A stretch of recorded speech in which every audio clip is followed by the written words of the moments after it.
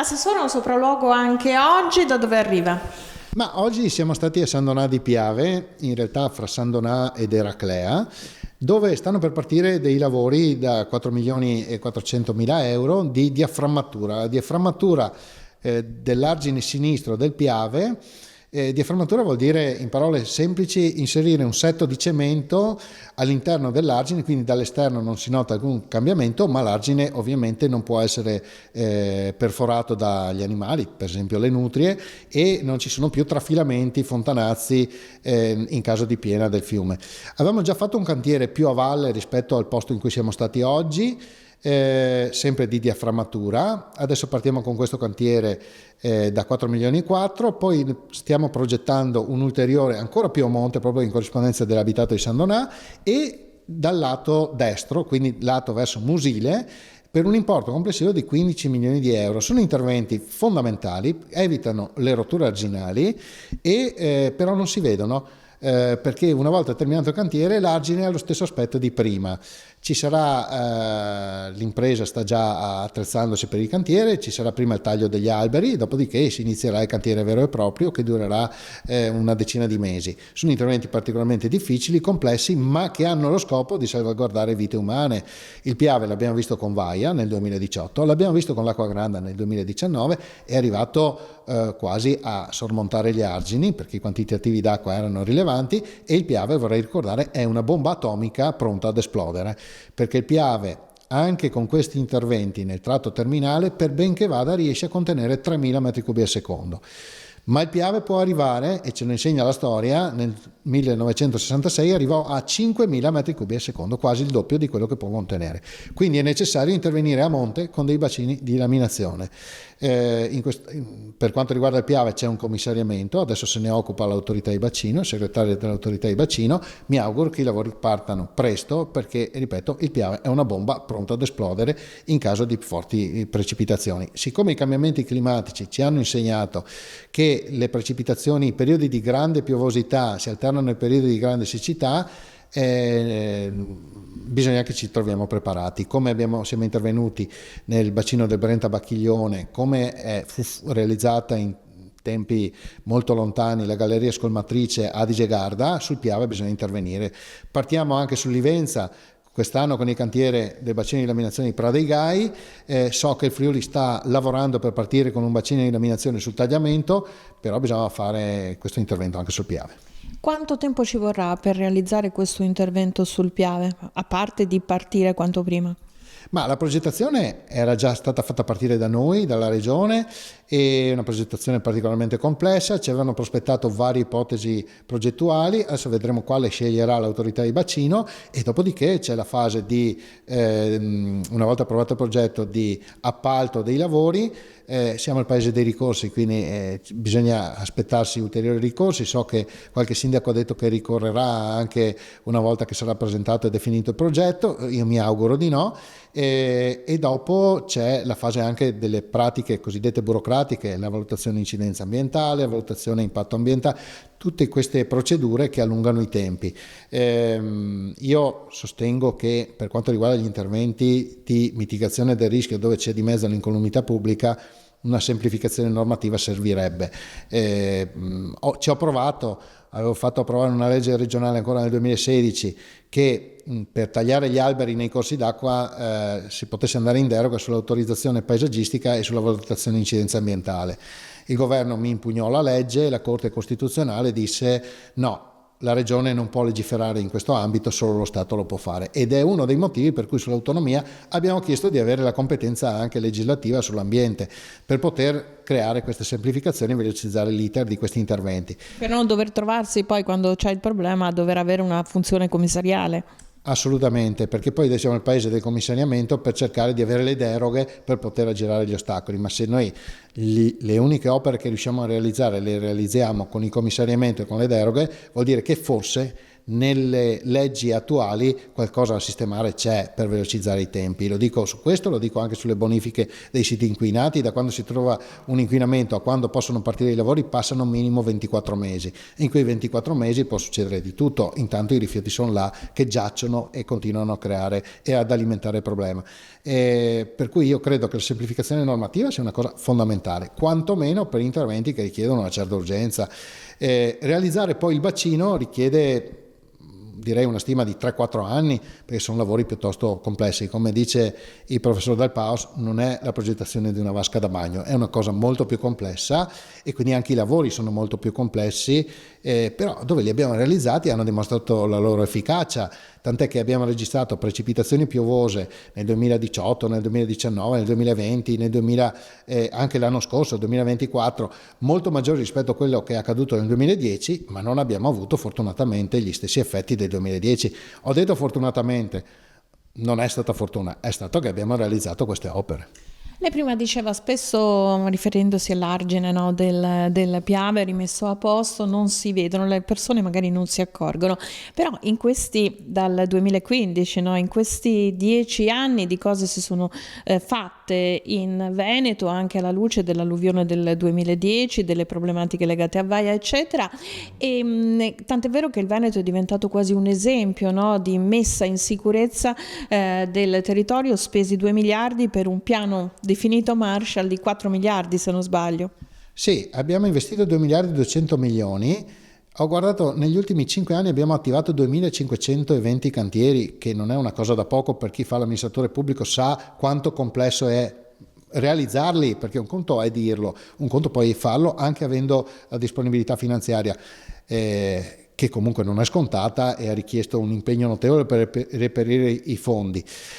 Sono opere che non si vedono e che, se anche si vedono, sono poco notate. Faccio un esempio banalissimo: se io realizzo una briglia in montagna a protezione di un abitato per la salvaguardia dell'incolumità pubblica e magari investo 3 milioni di euro, il sindaco magari neanche se ne accorge e i cittadini di conseguenza neppure. Se la regione desse un contributo di 1 centesimo per fare un pezzo di marciapiede, quando c'è il termine dei lavori, viene fatta l'inaugurazione, arriva la banda, la scuola, il parroco che fa la benedizione, il sindaco in pompa magna, l'assessore regionale, eccetera, e tutti i cittadini lo sanno.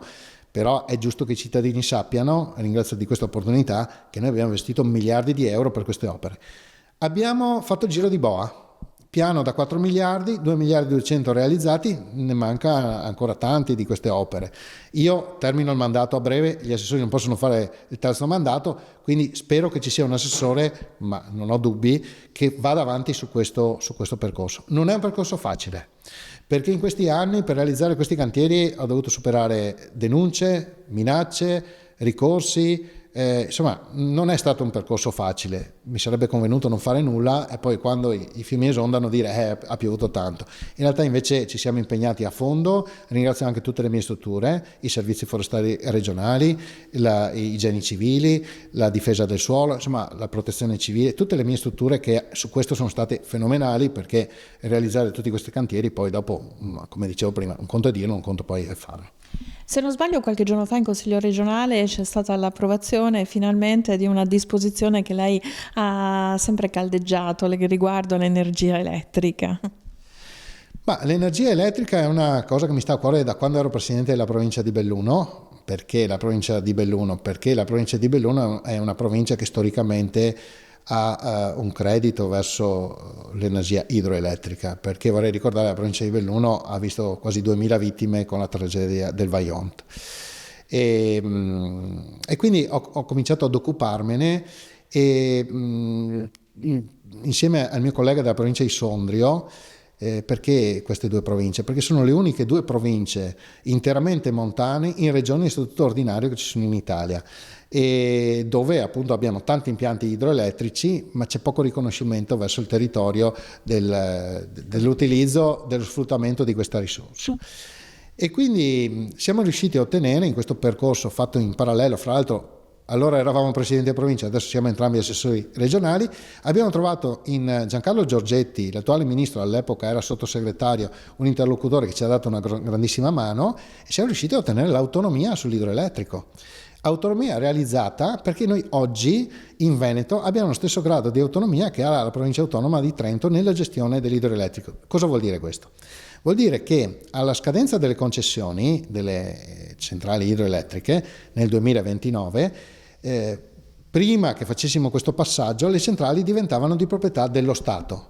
Invece dopo questo passaggio diventeranno proprietà della regione, quindi autonomia realizzata, un patrimonio inestimabile che vale centinaia di milioni di euro ogni anno, e quindi io sono contento di essere riuscito a portare a casa questo risultato. Tutti parlano di autonomia, però fino adesso l'unica autonomia concreta reale che abbiamo portato a casa è questa sull'idroelettrico.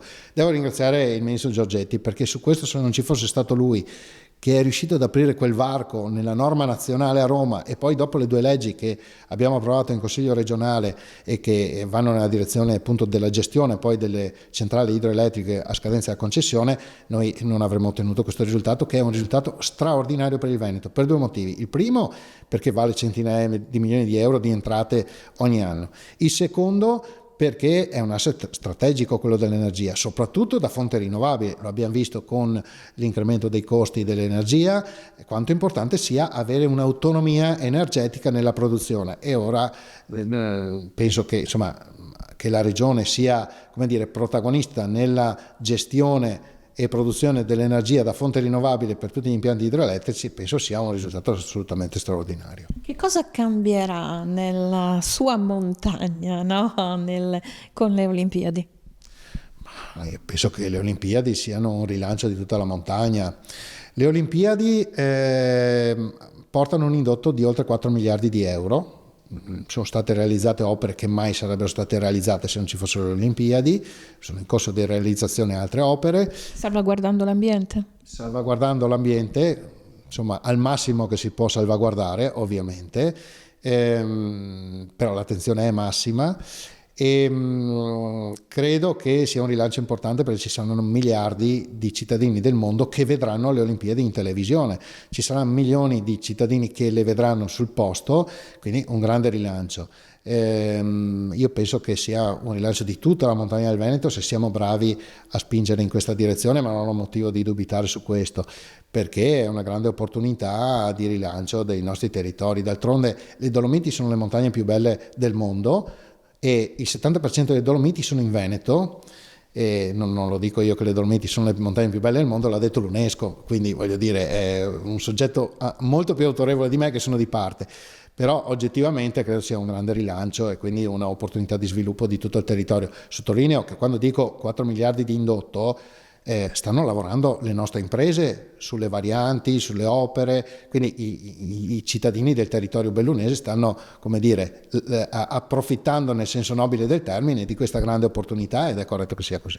Lei diceva siamo a fine incarico, anche perché per gli assessori al momento c'è il limite di 2 mandati, anche se in Consiglio regionale dovrebbe essere dibattuta la possibilità di cancellare questa disposizione. La competenza che lei ha in materia di protezione civile, insomma in materia di ingegneria, le è sempre stata riconosciuta. Alla luce di questi elementi, che cosa andrà a fare Giampaolo Bottacina anche per riuscire in qualche modo a proseguire in questo lavoro importante di messa in sicurezza del Veneto?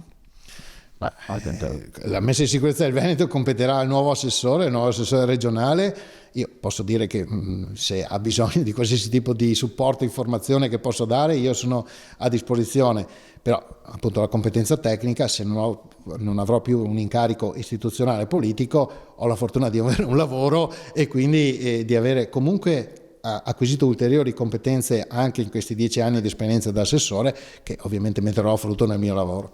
Lei prima faceva riferimento alla squadra, no? Che è importante, la squadra anche del corpo forestale, no? Che sono un corpo volontario. Lei spesso ha sottolineato i volontari della protezione civile, insomma quanto è importante fare questa squadra e dare anche visibilità e sostegno alla squadra che è stata impegnata anche in molte tragedie non solo venete ma anche all'estero.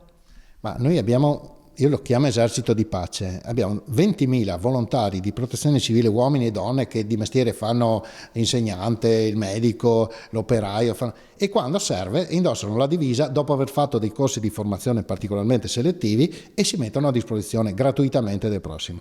È una risorsa straordinaria di cui possono godere i cittadini del Veneto, non solo perché la protezione civile del Veneto è chiamata a intervenire anche fuori dal Veneto e anche fuori dall'Italia, anche l'anno scorso. Quindi è una risorsa straordinaria che noi abbiamo e credo debba essere valorizzata anche in considerazione appunto del fatto che lo fanno gratuitamente. Io ci ho scritto un libro su questo, ho scritto un libro che si intitola I giorni di Vaia e che ho scritto dopo appunto quel grande evento che ha colpito il Veneto alla fine del 2018, e il mio obiettivo era proprio di valorizzarli, di spiegare alla gente cosa fanno queste persone, chi sono, cosa fanno, come si muovono, come si comportano. Spero di essere riuscito nel mio piccolo di aver dato il mio contributo a valorizzarli. Dal punto di vista istituzionale devo dire che quando io sono arrivato in regione, noi ogni mese ci incontriamo gli assessori delle varie regioni e il Veneto non è che fosse tanto considerato. Mi dispiaceva perché sapevo che c'era questo esercito di persone pronte e so la solidarietà dei veneti quanto sia sentita, e quindi ho cercato anche lì di valorizzarli e sono rimasto contento quando nel 2019 è venuto il Presidente della Repubblica in Veneto e, riferendosi all'evento Vaia, ha dichiarato pubblicamente: il Veneto ha dato una lezione di protezione civile a tutto il paese. Io credo che questo sia il più grande riconoscimento che possa ricadere certamente sulla regione che coordina le attività di protezione civile, ma soprattutto per i volontari. Il Presidente della Repubblica, voglio dire, più di lui. Quale sarà il prossimo sopralluogo? Dove sta andando adesso? No, adesso sto andando a Marghera, abbiamo una serie di incontri tecnici ovviamente, perché ci sono i sopralluoghi dei cantieri che stiamo realizzando, ma abbiamo in mente di far partire anche a breve con tutta una serie di altri cantieri, come dicevo, anche sul Piave. Stiamo progettando altri interventi, ma anche su tutta una serie di altri corsi d'acqua, su frane in montagna. Siamo riusciti a ottenere altri 71 milioni dal governo per opere idrauliche e sistemazione di frane anche la settimana scorsa, quindi insomma si continua a migliorare piano piano la sicurezza del Veneto e di conseguenza a rendere più sicura la vita dei nostri concittadini. Siamo in periodo a rischio siccità? Ha piovuto poco, quest'inverno ha piovuto veramente poco e di conseguenza ha nevicato pochissimo in montagna, e questo è un grosso problema. Se non nevica nei prossimi giorni, nelle prossime settimane, insomma entro la fine di marzo diciamo, ci sarà un grosso problema come è accaduto nel 2022. C'è il problema della siccità, quindi della scarsità della risorsa idrica da un lato, e tutta una serie di problemi collaterali a cui magari si è meno portati a pensare. Penso agli incendi boschivi. Nel 2022 noi abbiamo affrontato nel solo mese di marzo 48 incendi boschivi. Dico noi perché spesso si pensa che gli incendi boschivi sia una competenza dei vigili del fuoco, in realtà invece è una competenza delle regioni. Noi la esercitiamo attraverso i nostri funzionari dei servizi forestali, della protezione civile, ma anche delle maestranze di Veneto Agricoltura e soprattutto degli oltre 1000 volontari di protezione civile che sono specificatamente stati formati per la lotta agli incendi boschivi, dotati dei mezzi e delle attrezzature idonee, e che anche in questo caso sono considerati i migliori d'Italia, tanto è vero che ogni anno veniamo chiamati anche nelle regioni del sud nei mesi estivi per dare una mano a fronteggiare gli incendi. Un'ultima cosa, i cittadini che magari non si accorgono delle opere che sono in corso hanno però acquisito in questi anni una maggiore consapevolezza, una maggiore coscienza del pericolo, un atteggiamento, se vogliamo, anche più di prevenzione. Sì e no. Sì, perché tutti ne parlano e quindi insomma si sta creando una coscienza del fatto che ci sono degli eventi e che bisogna saperli fronteggiare. No, perché ci sono ancora troppe persone che non percepiscono le situazioni di rischio. Siamo stati, dopo l'alluvione di Senigallia qualche anno fa, in quella zona, e lì eravamo in un paesino dove ci sono stati 4 morti, tutti e 4 nell'interrata stavano cercando di recuperare l'auto. Capisco che l'auto magari con le cambiali ancora da pagare sia una cosa importante, però la vita viene prima di qualsiasi altra cosa. Così come io lo dico sempre, quando piove tanto, quando il fiume è in piena, bisogna stare distanti dagli argini, distanti dai ponti, e invece ogni volta assistiamo a persone che sono sugli argini, sui ponti. In Emilia Romagna recentemente è crollato un argine di un corso d'acqua, si chiama Crostolo, e sono dovuti intervenire i carabinieri per far spostare la gente che continuavano a sostare sull'argine anche dopo che un pezzo di argine era crollato. Quindi vuol dire che c'è moltissimo ancora da lavorare sulla percezione del rischio. È un tema importante, noi ci stiamo spendendo, abbiamo realizzato delle iniziative con le scuole, continueremo a farle, che si chiama Scuola Sicura, perché penso che sia partendo dai giovani che si crei una coscienza del rischio e una modalità di conoscerlo e poi saperlo affrontare, che diventa fondamentale nel momento in cui accade veramente una situazione di rischio e può salvaguardare vite umane. Mancano ancora molti mesi alla fine del mandato, alla fine di questa legislatura. Giampaolo Bottacin, se dovesse in sintesi tirare le somme di questi anni molto intensi dove la natura insomma non ha risparmiato il Veneto, cosa può dire? No, la natura non ha risparmiato il Veneto e ho iniziato subito. Sono stato nominato il 29 giugno 2015, l'8 luglio ero sulla riviera del Brenta, quindi 8 giorni dopo ci fu la grande tromba d'aria, un morto, un mese dopo, i primi di agosto, 3 morti per una frana a San Vito di Cadore, quindi è stato dall'inizio sono sempre stato, come dire, investito da tutta una serie di problematiche. Ma io il bilancio che posso dire è che sulle mie deleghe per quanto riguarda l'ambiente mi sono trovato da subito ad affrontare il problema dei PFAS. Dicevo che erano presenti in tutta Italia, noi abbiamo affrontato il problema, abbiamo imposto i filtri, abbiamo imposto una serie di vincoli, le altre regioni non l'hanno fatto, sembrava che non ci fossero i PFAS nelle altre regioni, adesso sta finalmente emergendo che ci sono anche dalle altre parti, ma gli unici che si sono mossi siamo noi. Per quanto riguarda la qualità dell'aria è una delle problematiche, ma siamo passati da 200 sforamenti all'anno a 50, non abbiamo ancora raggiunto i 35, ma la strada intrapresa è quella corretta. Sulla difesa del suolo, l'abbiamo detto prima, siamo un esempio a livello nazionale, 2 miliardi e 200 milioni di euro di opere realizzate, no ipotizzate, realizzate, cosa che non è mai successo in nessuna regione nella storia dell'Italia.